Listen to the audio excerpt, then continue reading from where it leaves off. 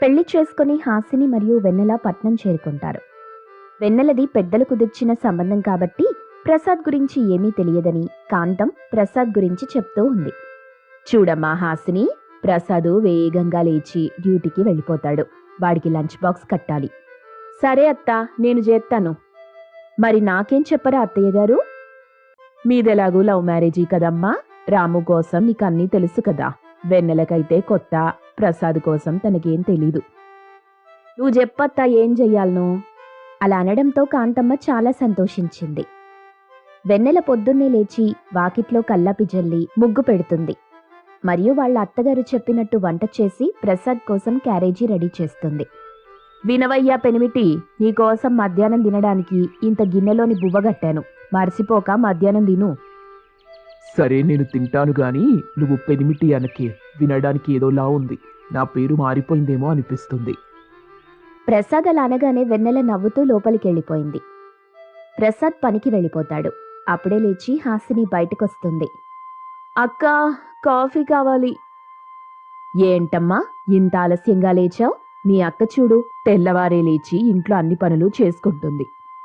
మా అక్కకి చిన్నప్పటి నుండి అలవాటులేండి. నేను పట్నంలో చదువుకోవడం వల్ల నాకు అలవాటు లేదు. అత్తా, అట్ట అలవాటైపోద్దిలే. సెల్లి చిన్నప్పటి నుండి చదువుకోవడానికి వెళ్ళిపోయినది గదా. ఇంట్లో పనులేది తెలీదులే అత్తా. నేను చెప్పి నేర్పిస్తాలే. ఇంట్లో పనులేవి చెయ్యక్కర్లేదు గాని రాము పనిలోకెళ్లేటప్పుడు మాత్రం లేచుంటే చాలు. హాసిని కోపంతో తన గదికి వెళ్ళిపోయింది. కాంతం స్నేహితురాలైన సుజాత కోడళ్ళని చూడ్డానికి వాళ్ళింటికొచ్చింది. రా, లోపలికి రా సుజాత. బాగున్నావా? నేను బాగున్నాను కాంతం. నువ్వు ఇద్దరు కొడుకుల పెళ్లి ఒకేసారి చేశావు, కానీ నేను పెళ్లికి రాలేకపోయాను. ఎందుకంటే ఆ రోజు మా ఆడపడుచు కూతురు పెళ్లి కూడా ఉండటం వల్ల. అవునా? సర్లే, పెళ్లి బాగా జరిగింది కదా? చాలా బాగా జరిగింది కాంతం. అయినా నువ్వేంటి ఇద్దరు కొడుకులకి ఒకేసారి పెళ్లి చేసేసావు? మా చిన్న కొడుకు రాము మరియు హాసిని ప్రేమించుకున్నారు. వాళ్ల పెళ్లి మాటలు మాట్లాడడానికి వాళ్ళ అక్క వెన్నెలొచ్చింది. వాళ్ల చెల్లి కోసం తన ఆస్తి మొత్తం ఇవ్వడానికి సిద్ధమైపోయింది. తన మాటలు మరియు తన ప్రవర్తన చాలా బాగా నచ్చాయి నాకు. వెన్నెలని మా పెద్దబ్బాయి ప్రసాద్కిచ్చి పెళ్లి చేయమని అడిగాను. వాళ్ళందరూ ఒప్పుకున్నారు. మరెందుకని వివాహం చేయించేశాను. చాలా మంచి పని చేశావు. ఉండు, మా కోడళ్ళని పిలుస్తాను, నీకు పరిచయం చేస్తాను. వెన్నెలా, హాసిని ఎక్కడున్నారు? ఇలా ఒకసారి రండి. అత్తా, ఏమైందత్తా? ఒంట్లో బాలేదా? లేదమ్మా, ఇదిగో నా స్నేహితురాలు సుజాత వచ్చింది మిమ్మల్ని కలుద్దామని, అందుకే పిలిచాను. బాగున్నావమ్మా? టీ కాపీ ఏమైనా తాగుతావా? నాకేమొద్దు గాని మీ కోడలు మంచి పల్లెటూరమ్మాయిలా ఉంది. అక్కడ పల్లెటూరా పట్నమా అనేది సమస్య కాదు సుజాత. అమ్మాయి చాలా మంచిది. ఇక్కడ అంత డిస్కషన్ జరుగుతున్నా కూడా ఇంకా హాసిని బయటికి రాలేదు. వెళ్ళు వెన్నెల, హాసినిని పిలు, ఏం చేస్తుందో ఏంటో. ఇంతలో హాసిని డ్రెస్ వేసుకొని వస్తుంది. ఇదిగో సుజాత, నా చిన్న కోడలు హాసిని. మీ ఇద్దరు కోడళ్ళు చాలా అందంగా ఉన్నారు. సరే కాంతం, నాకు పనుంది, నేను ఇంటికెళ్తాను అనేసి సుజాత అక్కడి నుండి వెళ్ళిపోతుంది. అమ్మా హాసిని, పెళ్ళైన కొత్త కదా, చుట్టాలొస్తుంటారు. ఈ 4 రోజులైనా మంచిగా చీర కట్టుకోమ్మా. నే చెప్తాలే అత్త, నువ్వు ఊరికే కంగారు పడకు. ఇంతకీ నా పెనిమిటెప్పుడొస్తాడు? సాయంత్రం 6 గంటలకు వస్తాడు. అయినా నువ్వు కొంచెం భాష మార్చవే. ఏంటి పెనిమిటి అంటావు? కొంచెం బాగా మాట్లాడడం నేర్చుకోవే. ఇంట్లో ఏ పనులు చెయ్యకుండా ప్రశాంతంగా సోఫా మీద కూర్చొని టీవీ చూస్తూ ఉంది హాసిని. కాంతమ్మ చిర్రుబురులాడుతూ, ఏంటమ్మా హాసిని, ఏ పని చెయ్యకుండా కూర్చున్నావు? నీ అక్కకు ఆ వాషింగ్ మిషన్లో బట్టలు వేయటం రాదు కదా, నువ్వైనా వేయొచ్చుగా. నీ భర్త బట్టలు ఎంతగా పాడైపోయాయో. ఇంట్లో ఏ పని చేయకుండా ఉంటే ఎలాగమ్మా? హాసిని కాంతం ఓవైపు మాట్లాడుతున్నా అవేం పట్టించుకోకుండా టీవీ చూస్తుంది. ఇంతలో ప్రసాద్ మరియు రాము ఇంటికొచ్చారు. అమ్మా, కాఫీ కావాలి. ఓయ్, నేను తెస్తున్నా. అమ్మా, తనకి బాగా మాట్లాడమని చెప్పవే. నువ్వు కొంచెం ఎలా మాట్లాడాలో కూడా నేర్పించు. కొన్నిసార్లయితే తన భాష నాకు అర్థం కావట్లేదు. నేను చెప్పాను లేరా, అలా కొన్ని రోజుల్లో అలవాటవుతుంది లేరా. హాసిని ఇదేం పట్టించుకోకుండా గదిలోకెళ్ళిపోయింది. అమ్మా, హాసినికేమైంది? ఏమి పట్టించుకోకుండా లోపలికెళ్ళింది? నాకేం తెలుసురా? గదిలోకి రాము వెళ్ళి హాసినిని కలిసి మాట్లాడతాడు. హాసిని, ఏమైంది నీకు? అంత డల్గా ఉన్నావు? మీ అమ్మ అక్కని పొగుడుతూ ఉంటుంది, నన్ను మాత్రం ఏదో ఒకటి అంటూనే ఉంటుంది. ఏం లేదులే, వదిలే, అన్ని పట్టించుకోకు. తర్వాత అందరూ భోజనం చేసి రాత్రి విశ్రాంతి తీసుకుంటారు. వెన్నెల తెల్లవారునే లేచి యథావిధిగా అన్ని పనులు చేసుకుని రాము మరియు ప్రసాద్ కూడా ఆఫీస్కెళ్ళిపోయారు. కానీ హాసిని ఇంకా నిద్రపోతూనే ఉంది. అమ్మా, రాము కూడా పనిలోకెళ్ళిపోయాడు. ఇప్పటికైనా లెగు, టైం చూడు, 10 అవుతుంది.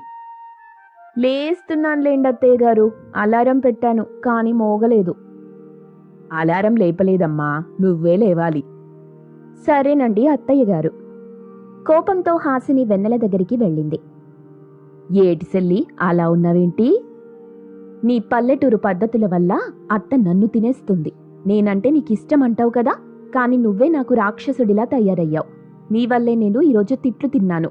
నువ్వన్నీ చేసుకుంటావు, నీకు అలవాటు కాబట్టి. నేను చిన్నప్పటి నుండి ఎప్పుడైనా పల్లెటూళ్ళలో బతికానా? అన్నీ చేయమంటే అవన్నీ నాకు రావు కదా. కంగారు పడకే సెల్లి, నేనున్నాగా, నేను చేసుకుంటున్నానుగా, నాకన్ని పనులు వచ్చుగా. అలా అలా కొన్ని రోజులకి నీకు కూడా వచ్చేస్తాయిలే. నువ్వు వాళ్ళందరి దగ్గర మంచిదానిలా నటిస్తున్నావు, నాకు వాళ్ళందరి నుండి తిట్లు పడుతున్నాయి. అలా కాదులేవే, నాకన్నా నీకే అన్నీ బాగా వచ్చు. నాకు ఆ ఫ్రిడ్జ్లో ఏం పెట్టాలో తెలీదు. మొన్న మా ఆయన బట్టలు పట్టుకెళ్ళి ఫ్రిడ్జ్లో పెట్టాను.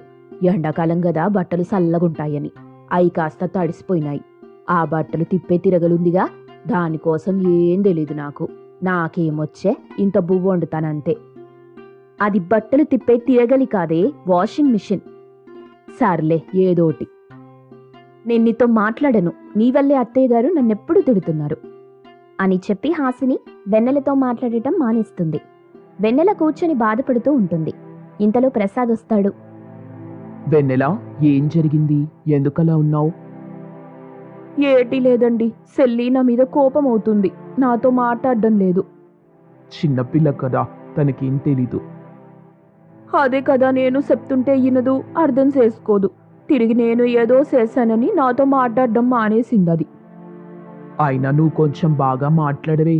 నీ మాటలు వింటేనే ఎవ్వరికైనా నువ్వు వాళ్లతో తగులాడుతున్నట్టే ఉంటుంది. ఒకరోజు వెన్నెలకి ఒంట్లో బాలేదు. జ్వరంతో లేవలేకపోతూ ఉంటుంది. కాంతం వచ్చి హాసినికి చెప్తుంది. హాసిని, నీ అక్కకి ఒంట్లో బాగోలేదమ్మా. హాసిని ఒక్కసారిగా కంగారు పడి, ఏమైందక్కకి? తనకి చాలా జ్వరంగా ఉంది, డాక్టర్ గారిని పిలిచాము. పరిగెత్తుకుని వెన్నెల దగ్గరికి చేరుకుంది హాసిని. అక్క, ఏమైంది? అమ్మా, జ్వరంగా ఉందే, లేవలేకపోతున్నా. కాళ్ళు చేతులు నొప్పులెడుతున్నాయి. ఇంతలో డాక్టర్ వచ్చి, తన తలకు మించిన పనులు చేస్తుంది, టైంకి తినట్లేదు, బ్లడ్ కూడా తక్కువగా ఉంది అంటూ చెప్తుంది. హాసిని ఆ మాటలకి చాలా భయపడుతుంది. కొన్ని రోజుల పాటు హాసినియే అన్ని పనులు చేస్తూ వాళ్ళక్కని బాగా చూసుకుంటుంది. ఇదంతా చూసిన కాంతమ్మ, అమ్మా హాసిని, నువ్వొక్కదానివే చెయ్యలేవు. ఏదైనా పనుంటే నాకు చెప్పు, నేను సగం సాయం చేస్తాను. నీకు అలవాటు కూడా లేదు కదా, కొంచెం జాగ్రత్త. పర్లేదత్తయ్య, నేను చేసుకుంటాను. అక్కకి బాగున్నాక మేమిద్దరం కలిసి చేసుకుంటాం. మీరందాక విశ్రాంతి తీసుకోండి.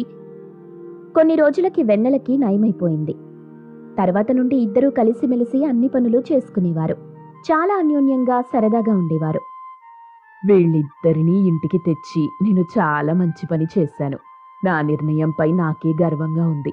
మొదట్లో కంగారు పడ్డాను, వెన్నెల మాట తీరు, హాసిని బతకం చూసి.